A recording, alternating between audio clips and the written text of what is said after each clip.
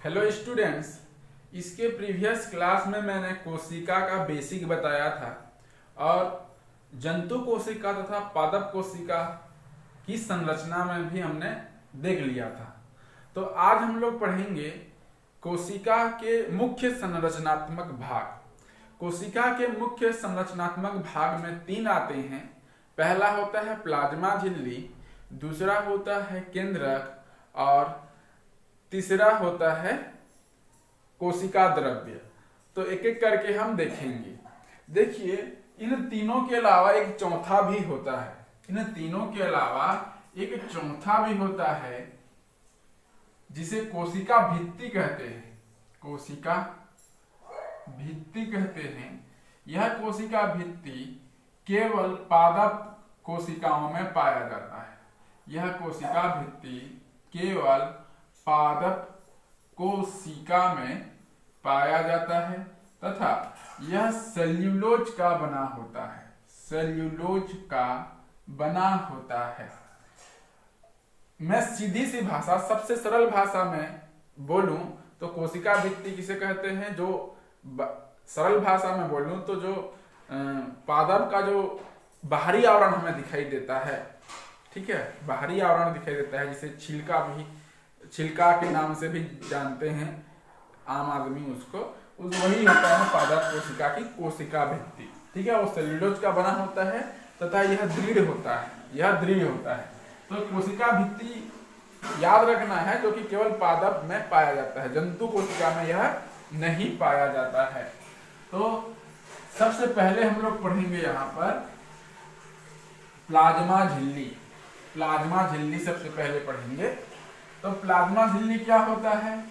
कोशिका का सबसे बाहरी आवरण होता है। सबसे बाहरी आवरण होता है।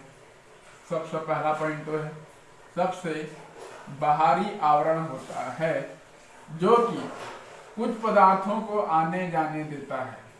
कुछ पदार्थों को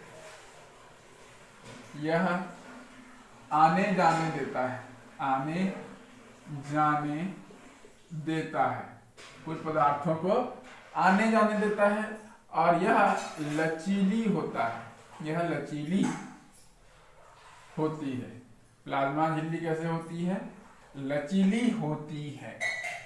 अब प्रश्न यह उठता है कि यह प्लाज्मा झिल्ली कुछ पदार्थों को आने जाने देती है। तो हम जानते हैं कि हमारे शरीर में कई सारे चीजों की आवश्यकता होती है और कई अनावश्यक पदार्थ भी होते हैं। तो जो आवश्यक पदार्थ हैं उनको आने देगा और जो अनावश्यक पदार्थ हैं उसको वह बाहर निकालेगा। कोशिका उसको बाहर निकालती है। तो यह जो पदार्थों का आवागमन है, पदार्थों का आवागमन किन प्रक्रिया के द्वारा पदार्थों का आवागमन करती है? तो इसका उत्तर है प्लाज्मा झिल्ली पदार्थों का आवागमन, आदान प्रदान, आने तथा जाने देना, यह विसरण और परासरण की प्रक्रिया के द्वारा, विसरण तथा परासरण की प्रक्रिया के द्वारा आदान प्रदान करती है। चीजों को आने देती है तथा बाहर भी जाने देती है। विसरण और परासरण की प्रक्रिया के द्वारा पदार्थों का आवागमन होता है। अब प्रश्न यह उठता है कि यह विसरण क्या होता है और परासरण क्या होता है? तो देखिए, सबसे पहले मैं विसरण की परिभाषा यहां पर लिख रहा हूं। यह विसरण क्या होता है? जब पदार्थों का गमन, मैं यहां पे लिख रहा हूं, विसरण की परिभाषा लिख रहा हूं। जब पदार्थों का गमन उच्च सांद्रता से निम्न सांद्रता की ओर हो, उच्च सांद्रता से निम्न सांद्रता की ओर, पदार्थों का गमन उच्च सांद्रता से निम्न सांद्रता की ओर हो, निम्न सांद्रता की और हो, यह प्रक्रिया विसरण कहलाती है। यह प्रक्रिया विसरण कहलाती है।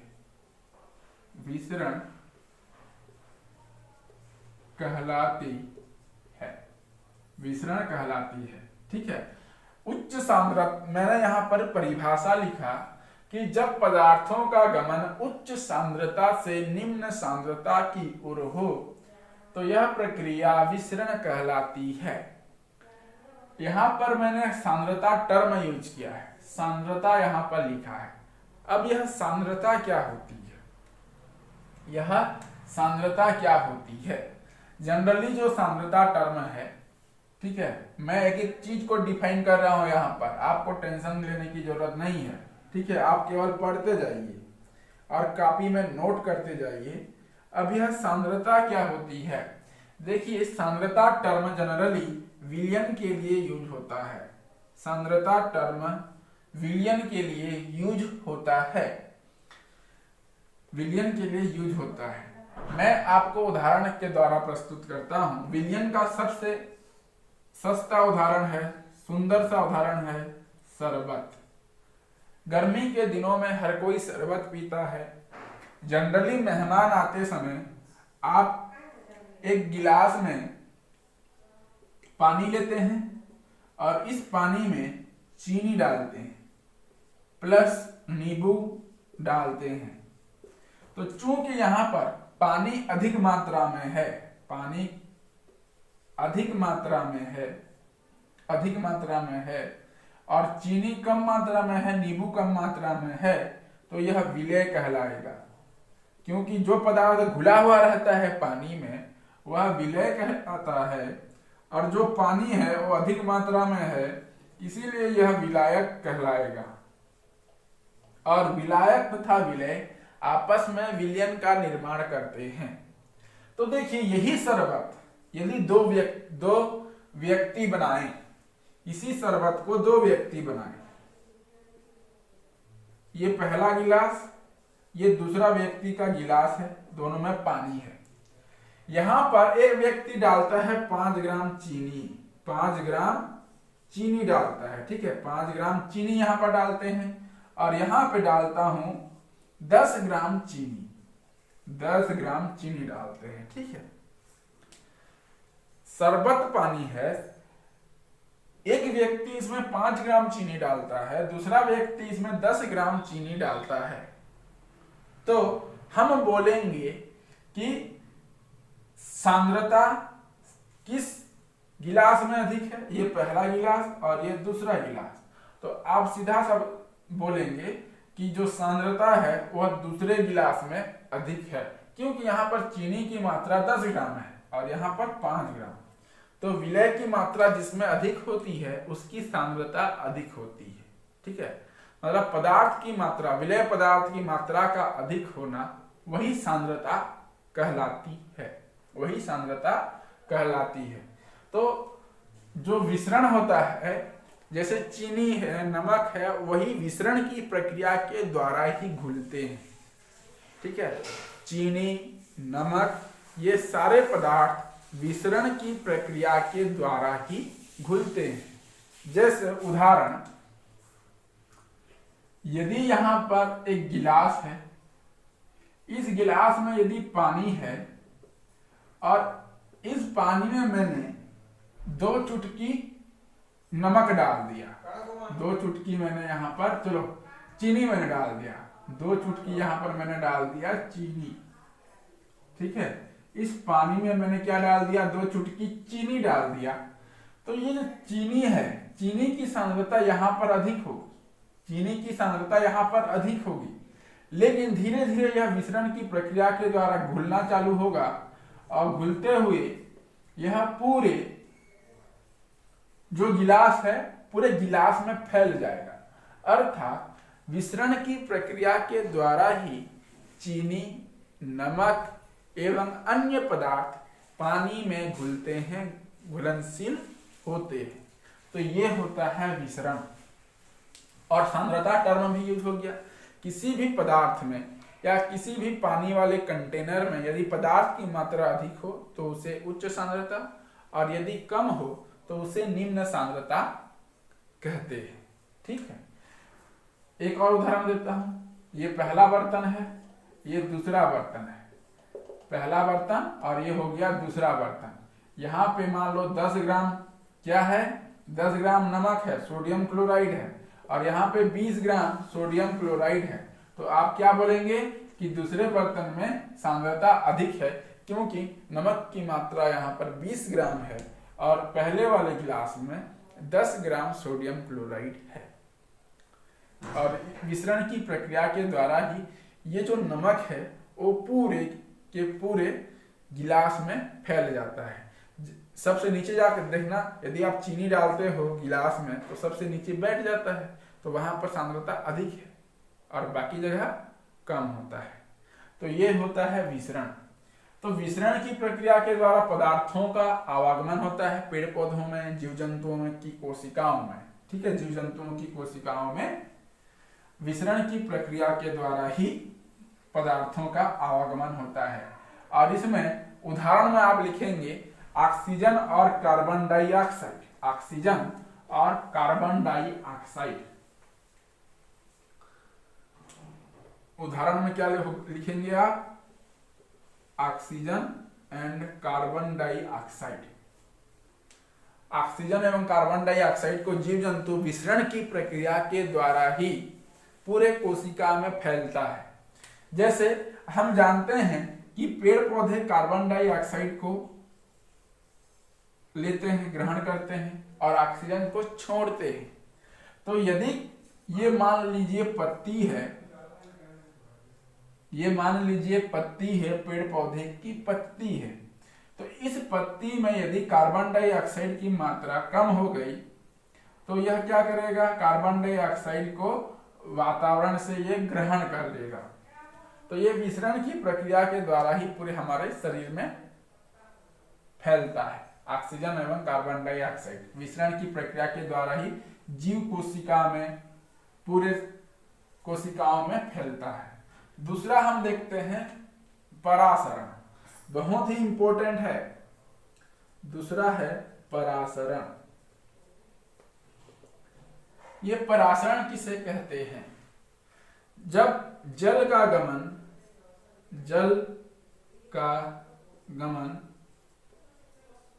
अर्ध पारगम्य झिल्ली की सहायता से, अर्ध पारगम्य झिल्ली की सहायता से गमन करे, झिल्ली की सहायता से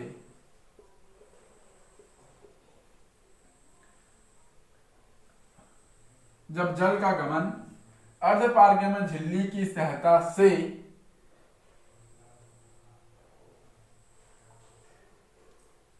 क्या लिखें, अर्ध पारगम्य झिल्ली की सहायता से हो तो प्रक्रिया परासरण कहलाती है। प्रक्रिया परासरण कहलाती है, परासरण कहलाती है। परासरण में जो है अर्ध पारगम्य झिल्ली का होना जरूरी है, अर्ध पारगम्य झिल्ली का होना जरूरी है। और इसमें केवल जल के अणु ही गति करते हैं। मैंने यहाँ पे परिभाषा में लिखा है जल का गमन और अर्ध पारगम्य झिल्ली। तो प्लाज्मा मेम्ब्रेन, यही जो प्लाज्मा झिल्ली है पदार्थों को आने जाने देती है, इसीलिए यह एक अर्ध पारगम्य झिल्ली की तरह काम करती है। मतलब इसी प्लाज्मा झिल्ली को ही यहाँ पर अर्ध पारगम्य झिल्ली कहा जा रहा है। तो जल का गमन ही केवल अर्ध पारगम्य झिल्ली के द्वारा होता है। तो जल के गमन के आधार पर ये परासरण जो है 3 प्रकार के होते हैं, 3 प्रकार के होते हैं। परासरण की प्रक्रिया जो होती है 3 तरह से होती है, सीधा सा कहूं तो मैं, वह कौन कौन से होते हैं। परासरण की प्रक्रिया 3 तरह से होती है। पहला है अति परासरणी दाब विलयन, अति परासरणी दाब विलयन। दूसरा है समपराशरी दाब विलयन, समपराशरी दाब विलयन। और तीसरा है अल्प पराशरी दाब विलयन, अल्प पराशरी, परासरणी भी लिख, अल्प परासरण दाबी विलयन लिख सकते हो। अल्प परासरणी नल के अल्प परासरण दाबी लिखो, अल्प परासरण दाबी विलयन, समपराशरी दाब विलयन, और एक होता है अल्प परासरण दाबी विलयन। ये 3 प्रकार के होते हैं परासरण की प्रक्रिया कोशिकाओं में। ये 3 प्रकार के होते हैं परासरण की प्रक्रिया। अब एक एक करके देखेंगे कि ये अति परासरण दाबी विलयन क्या होता है, समपराशरी दाब विलयन क्या होता है, और अल्प परासरण दाबी विलयन क्या होता है। तो मैं ऊपर के चीजों को मैं मिटा रहा हूं, यहाँ पर मिश्रण को मिटा रहा हूं, और सबसे बाहरी ये जो ऊपर में लिखा हूं पूरा मैं मिटा रहा हूं। यहाँ पर एक एक करके हम देखेंगे। ठीक है, सबसे पहले हम लोग देखेंगे अति परासरण दाबी विलयन क्या होता है। अति परासरण दाबी विलयन, अति परासरण दाबी विलयन, अति परासरण दाबी विलयन क्या होता है। पहला मैं यहां पे लिख रहा हूं, पहला अति परासरण दाबी विलयन, अति परासरण दाबी विलयन, अति परासरण दाबी विलयन। तो देखिए यहां पर यदि मान लीजिए ये कोई एक पात्र है, इस प्रकार से ना बना के मैं इस प्रकार से बनाता हूं, उदाहरण से समझेंगे। मान लीजिए कोई यह एक पात्र है, इस पात्र में एक विलयन में रखा हुआ है, एक क्या रखा हुआ है, विलयन रखा हुआ है, और मान लीजिए इस विलयन की सांद्रता अधिक है, सांद्रता अधिक है। ठीक है, एक पात्र है, उस पात्र में विलयन रखा है और उस विलयन की सांद्रता अधिक है, और यदि मैं यहां पर एक कोशिका को डाल देता हूं, इसके अंदर मैं एक कोशिका को रख देता हूं, इसके अंदर मैंने एक कोशिका को रख दिया। ठीक है, और क्योंकि कोशिका के अंदर क्या रहता है, कोशिका द्रव्य भरा हुआ रहता है, कोशिका द्रव्य भरा हुआ रहता है, या जीव द्रव्य भरा हुआ रहता है, उसमें भी द्रव्य पाया जाता है। यहाँ पे क्या है, सांद्रता अधिक है, और यहाँ पर इस कोशिका में सांद्रता कम है। इस कोशिका में पदार्थ की सांद्रता क्या है, कम है। कोई भी पदार्थ हो सकता है, उस पदार्थ की सांद्रता क्या है, कम है। तो क्या होगा, जो जल के अणु हैं, जल के अणु इस कोशिका से बाहर निकलेंगे, जल के अणु जो हैं कोशिका से बाहर निकलेंगे। ठीक है, जल के अणु कोशिका से बाहर निकलेंगे, कोशिका से बाहर निकलते हैं और इस विलयन में आएंगे, बाहरी विलयन में आ जाते हैं, जिससे क्या होता है, कोशिका सिकुड़ जाता है, कोशिका सिकुड़ जाता है, कोशिका सिकुड़ जाता है। तो यह किसमें होता है, अति परासरण दाबी विलयन में होता है। और यह किसका पार्ट है, परासरण का ही पार्ट है, परासरण का ही पार्ट है।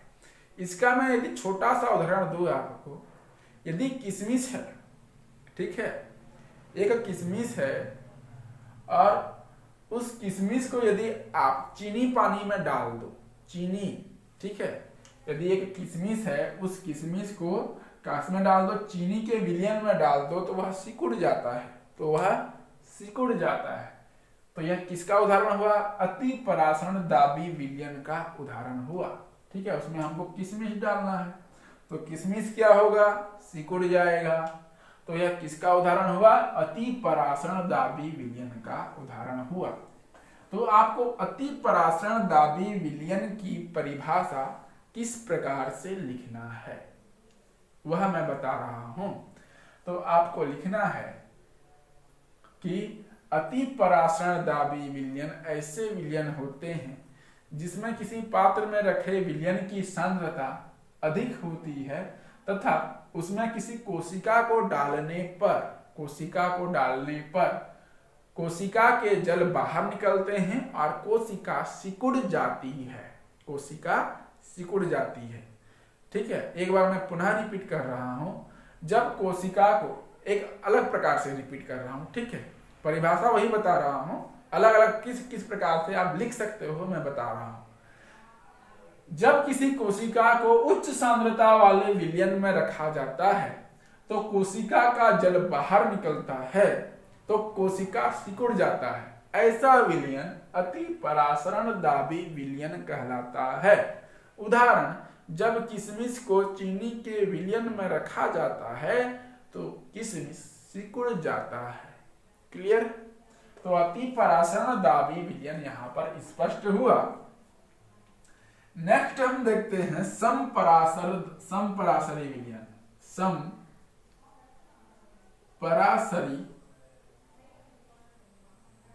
दाब विलयन। अब ये समपरासरी क्या होता है? समपरासरी में पदार्थ का आवागमन नहीं होता है। समपरासरी विलयन में पदार्थ का आवागमन नहीं होता है क्योंकि कोशिका के बाहर का जो वातावरण होता है, ये मान लीजिए कोशिका है और यह कोशिका के बाहरी वातावरण है, तो कोशिका के बाहर का जो वातावरण है, यहां पर सांद्रता और इस कोशिका के अंदर की सांद्रता दोनों क्या होती है? बराबर होती है। दोनों सांद्रता यहां पर बराबर होती है। कोशिका के अंदर भी द्रव्य भरा रहेगा और कोशिका के बाहर भी जो विलयन रहेगा, यदि ये कंटेनर है, मान लीजिए एक पात्र है, इस पात्र में यदि कोई विलयन रखा हुआ है तो इस पात्र का विलयन और इस कोशिका के अंदर का विलयन, दोनों विलयन की सांद्रता बराबर होगी। तो इससे ना तो कोशिका का जल बाहर निकलेगा ना तो बाहर का जल कोशिका में आ पाएगा, दोनों ही प्रक्रिया नहीं होती, अर्थात यहां पर आवागमन नहीं होता है। पदार्थों का आवागमन समपरासरी दाब विलयन में नहीं होता है। तो आपको क्या लिखना है? समपरासरी दाब विलयन में आपको लिखना है कि कोशिका के द्रव्य तथा बाहरी वातावरण की सांद्रता दोनों बराबर होती है, जिसके कारण पदार्थों का आवागमन नहीं होता है। ऐसा विलयन समपरासरी दाब विलयन कहलाता है या समपरासरी विलयन कहलाता है। यह आपको लिखना है समपरासरी दाब विलयन में। क्लियर है?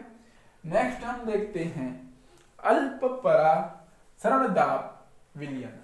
अल्प परासरण दाबी विलयन में क्या होगा? इसको मैं मिटा रहा हूं नीचे, एक एक करके देख रहे हैं हम। नेक्स्ट है अल्प परासरण दाबी विलयन। अल्प परासरण दाबी विलयन, इसमें क्या होता है देखिए, अल्प परासरण दाबी विलयन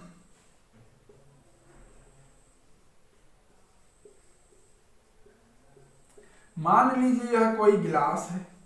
समझिए पहले, मान लीजिए कोई गिलास है, इस गिलास में मान लीजिए विलयन भरा हुआ है, इस प्रकार से विलयन भरा हुआ है और यहां पे मैंने एक कोशिका को इसके अंदर डाल दिया, कोशिका को इसके अंदर मैंने डाल दिया, तो जो गिलास का विलयन है उसकी सांद्रता कम होगी। सांद्रता कम किसकी? गिलास के वाटर की सांद्रता क्या होगी? कम होगी। गिलास के वाटर की सांद्रता यहां पर कम होगी और जो द्रव्य भरा रहेगा कोशिका के अंदर कोशिका द्रव्य भरा रहता है उसकी सांद्रता अधिक होगी, उसकी सांद्रता अधिक होगी।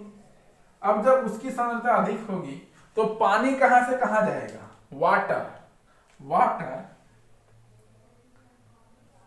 बाहर से कोशिका के अंदर जाएगा, बाहर से कोशिका के अंदर जाता है, बाहर से कोशिका के अंदर जाता है। ठीक है, पानी कहां जाएगा, बाहर से कोशिका के अंदर जाएगा। तो ये होता है अल्प परासरणिक दाबी विलयन में। अर्थात जब किसी कोशिका को, मैं परिभाषा बता रहा हूं आपको, ये तो उदाहरण है, परिभाषा बता रहा हूं, जब किसी कोशिका को कम सांद्रता वाले विलयन में रखा जाता है तो जल बाहर से कोशिका के अंदर प्रवेश करता है। मैं पुनः रिपीट कर रहा हूं, क्या लिखना है कि जब कम सांद्रता वाले विलयन में कोशिका को रखा जाता है तो बाहर का जल कोशिका के अंदर प्रवेश करता है और कोशिका फूल जाता है। ऐसे विलयन को अल्प परासरण दाबी विलयन कहते हैं। और इसका मैं बेस्ट उदाहरण दे रहा हूं, बेस्ट उदाहरण, यदि यह किसी पौधे का जड़ है, ठीक है, यह किसी पौधे का जड़ है, जब सांद्रता कम हो जाती है, कहां पर, जब यहां पर जल की कमी हो जाती है, पौधे को जल की कमी हो जाती है, तो हम क्या करते हैं, इसको जल देते हैं, जल। तो ये जल क्या करेगा, कोशिका के अंदर प्रवेश कर लेता है। जल जो है कोशिका के अंदर प्रवेश कर लेता है, वाटर उसको एब्जॉर्ब कर लेता है, सारे पानी को।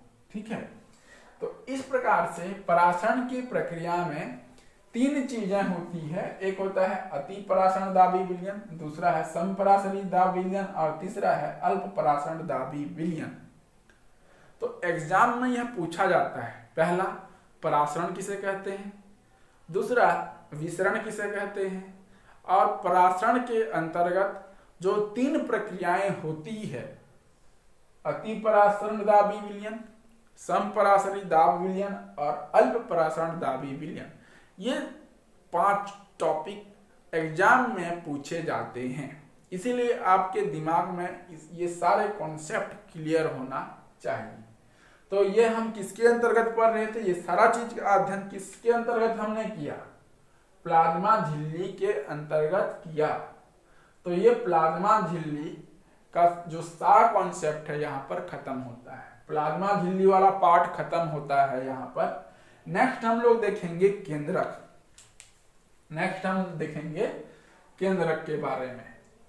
तो केंद्रक के बारे में हमने थोड़ा बहुत स्ट्रक्चर में देखा है कि जो जीव जंतु हैं, जीव जंतुओं में केंद्रक सेंटर में पाया जाता है, बीचों बीच पाया जाता है, जबकि पेड़ पौधे हैं, पेड़ पौधों में केंद्रक किनारे में पाया जाता है। ये तो हमने देखा है, इतना तो आप जानते हैं। नेक्स्ट हम लोग देखेंगे केंद्रक के बारे में, हम लोग पढ़ेंगे, नेक्स्ट हम पढ़ेंगे केंद्रक के बारे में, पूर्ण जानकारी हम लोग पढ़ेंगे केंद्रक। देखिए ये केंद्रक जो होता है, केंद्रक पहला पॉइंट लिख रहा हूं यहां पर, जब हम संरचना का अध्ययन कर रहे थे, पेड़ पौधों का संरचना और जंतु कोशिका की संरचना का अध्ययन कर रहे थे, तब वहां पर हमने देखा था कि पेड़ पौधों पर यह किनारे में पाया जाता है। यह कहां पे पाया जाता है, किनारे में पाया जाता है। पेड़ पौधों की कोशिकाओं पर लिखना, ठीक है, किनारे में पाया जाता है, पाया जाता है। क्या लिखेंगे, पेड़ पौधों की कोशिकाओं पर यह किनारे में पाया जाता है, जबकि जंतुओं की कोशिकाओं पर, जंतुओं की कोशिकाओं पर यह सेंटर में पाया जाता है, केंद्र में पाया जाता है, सेंटर में यह पाया जाता है। पूरा सेंटेंस लिखेंगे आप लोग। जंतुओं की कोशिकाओं में यह सेंटर में पाया जाता है और पेड़ पौधों की कोशिकाओं पर यह किनारे में पाया जाता है। जब मैं केंद्रक की संरचना बनाऊं तो कुछ इस तरह से केंद्रक की संरचना होती है।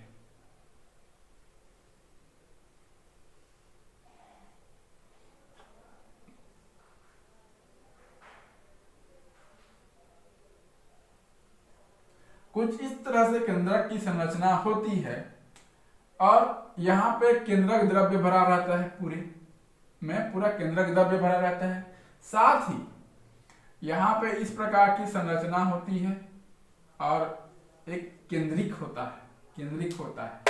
तो देखिए, ये जो सबसे बाहरी आवरण होता है इसको हम लोग केंद्रक झिल्ली कहते हैं। सबसे बाहरी आवरण को केंद्रक झिल्ली कहते हैं। ये जो धागेनुमा संरचना दिख रहा है, इस धागेनुमा संरचना को क्रोमेटिन कहते हैं। धागेनुमा संरचना को क्रोमेटिन कहते हैं और इसके अंदर एक द्रव्य भरा रहता है जिसे केंद्रक द्रव्य कहते हैं। केंद्रक द्रव्य कहा जाता है। और ये जो गोलाकार संरचना दिख रही है उसको हम लोग केंद्रिक कहते हैं। केंद्रिक कहा जाता है। तो ये चित्र किसका है? यह चित्र है केंद्रक का।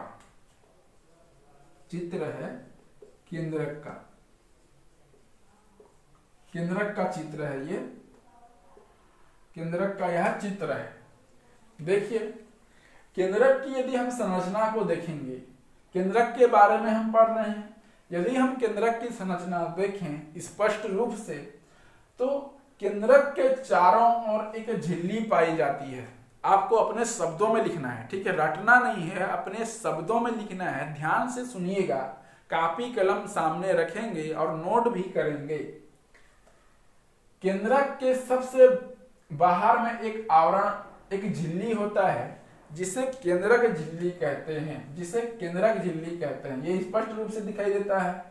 इसमें एक छिद्र होता है। इसमें क्या पाया जाता है? इस झिल्ली में छिद्र होते हैं जो कि यहीं से केंद्रक द्रव्य जो होता है कोशिका द्रव्य में आता है। ये जो केंद्रक द्रव्य है वो कोशिका द्रव्य के अंतर्गत कोशिका द्रव्य में मिलता है, ठीक है। इस केंद्रक के अंदर के पदार्थ कोशिका द्रव्य में आते हैं और केंद्रक द्रव्य प्लस कोशिका द्रव्य आपस में मिलकर जीव द्रव्य का निर्माण करते हैं। केंद्रक द्रव्य प्लस कोशिका द्रव्य को एक साथ जीव द्रव्य कहा जाता है। पूरा ध्यान से सुनेंगे और लिखेंगे।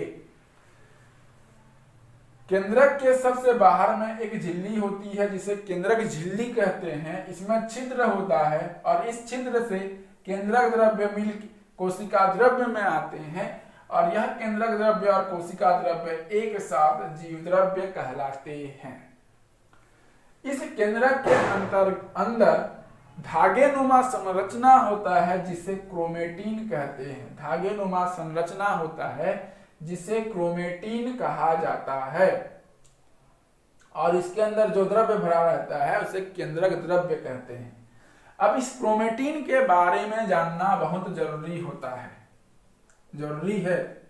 क्रोमेटिन के बारे में पढ़ेंगे। देखिए, ये क्रोमेटिन जो है धागेनुमा संरचना होती है। आपको दिख भी रहा है, धागेनुमा संरचना होती है। पहला बात तो यही है, धागेनुमा संरचना होती है। दूसरा, क्रोमेटिन के बारे में बता रहा हूं, जब कोशिका विभाजन होता है तो यह छड़नुमा संरचना आकार लेता है। कोशिका विभाजन के समय यह छड़नुमा आकृति ले लेती है, छड़नुमा आकृति हो जाती है जिसे क्रोमोसोम कहते हैं।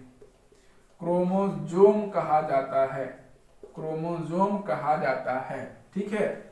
कोशिका विभाजन के समय यह छड़नुमा आकृति हो जाती है जिसे क्रोमोसोम कहते हैं, क्रोमोसोम कहा जाता है। और यह क्रोमोसोम प्रोटीन प्लस डीएनए का बना होता है। क्रोमोसोम किससे मिलकर बना होता है? प्रोटीन प्लस डीएनए का बना होता है। प्रोटीन तथा डीएनए से मिलकर बना होता है और डीएनए का फुल फॉर्म होता है, डीएनए का पूरा नाम होता है, पूरा नाम डीऑक्सीराइबोन्यूक्लिक एसिड होता है। डीऑक्सीराइबोन्यूक्लिक एसिड होता है। डीएनए का पूरा नाम डीऑक्सीराइबोन्यूक्लिक एसिड होता है। डीएनए ही मुख्य अनुवांशिक पदार्थ होता है। डीएनए ही मुख्य अनुवांशिक पदार्थ होता है। अनुवांशिक पदार्थ होता है।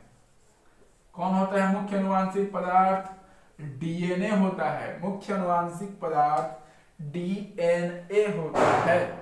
अर्थात डीएनए से ही पता चलता है, डीएनए मुख्य अनुवांशिक पदार्थ होने के कारण ही, ठीक है, डीएनए मुख्य अनुवांशिक पदार्थ होने के कारण ही बिल्ली का बच्चा बिल्ली ही जन्म लेता है, कुत्ते का बच्चा कुत्ता ही जन्म लेता है, मनुष्य का बच्चा मनुष्य ही जन्म लेता है, बकरी जो बकरी होता है बकरी का बच्चा बकरी या बकरा ही जन्म लेता है। ठीक है, यही होता है, डीएनए ही मुख्य अनुवांशिक पदार्थ होता है। मनुष्य का बच्चा मनुष्य जन्म लेता है, ठीक है, गधे का बच्चा गधा ही जन्म लेगा, तो वो डीएनए के कारण ही संभव हो पाता है।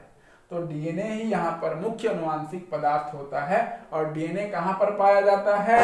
केंद्रक में पाया जाता है। डीएनए केंद्रक में पाया जाता है। अब बात यह आती है, आपने तो जान लिया केंद्रक के बारे में, जान लिया प्रोटीन के बारे में, जान लिया, अब इसके कार्य क्या क्या है?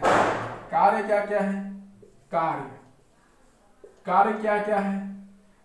केंद्रक के कार्य क्या क्या है? पहला, ध्यान से सुनिएगा, केंद्रक के कार्य।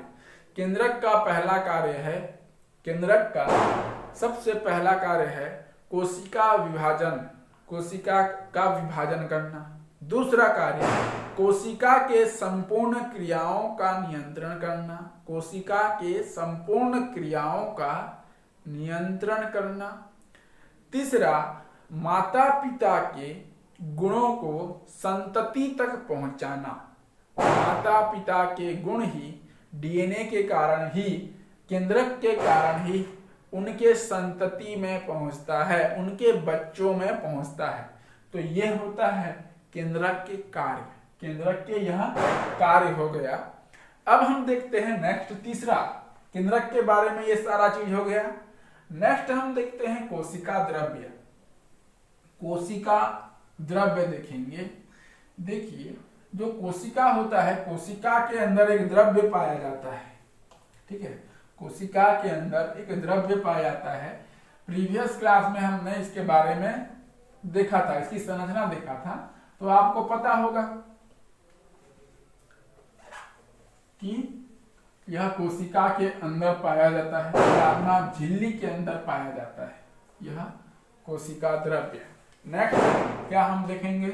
कोशिका द्रव्य के बारे में हम अध्ययन करेंगे। कोशिका द्रव्य, तो कोशिका द्रव्य के बारे में जनरली कल हमने जो सेल दिखा था, मान लीजिए कोई सेल है, अब जो जंतु सेल है, जंतु सेल इस प्रकार से होता है, बीच में क्या पाया जाता है? केंद्रक पाया जाता है, और इस केंद्रक में ही क्या पाया जाता है? एंडोप्लाज्मिक रेटिकुलम वगैरह पाया जाता है, राइबोसोम पाया जाता है, प्लास्टिक पाया जाता है, वैक्यूल्स पाया जाता है।